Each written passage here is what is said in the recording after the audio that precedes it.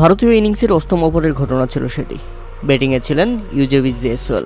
তবে ওই ওভারের চতুর্থ ডেলিভারিতে পরাস্ত হন ইউজেবেস্য জয়সওয়াল। এলবিডব্লিউর আবেদন করে ইংল্যান্ড, আর সজোরে আবেদনে সাড়া দিয়ে আউট দেন অনফিল্ড আম্পায়ার শরীফুদ্দৌলা শহীদ সৈকত। বাংলাদেশের এই আম্পায়ারের সিদ্ধান্তে মোটেও সন্তুষ্ট ছিলেন না ইউজেবেস্য জয়সওয়াল। অনেকক্ষণ আলোচনা করে শেষ পর্যন্ত তিনি রিভিউ নিয়েছিলেন, তবে ততক্ষণে 15 সেকেন্ডের প্রায় শেষ হয়ে গেছে। তারপরও বাংলাদেশি আম্পায়ার রিভিউ অ্যাকসেপ্ট করেছিলেন, কেননা তিনি জানতেন এটা আউট তো আউট।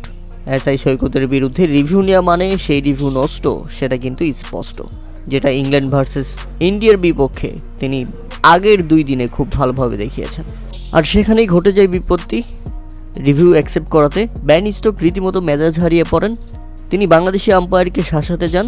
আম্পায়ারের সঙ্গে তর্কাতর্কি হয় ইউজেবেস্য জয়সওয়ালের সাথে, কেননা তার রিভিউটি অ্যাকসেপ্ট করতে নিষেধ করেছিলেন বেন স্টোকস। কিন্তু বিতর্ক শেষে জয় হয়েছে বাংলাদেশি আম্পায়ার এসআই সৈকতের, কেননা তিনি রিভিউটি অ্যাকসেপ্ট করেছে এবং পরিশেষে দেখা গেছে এটা আউট এবং আউট।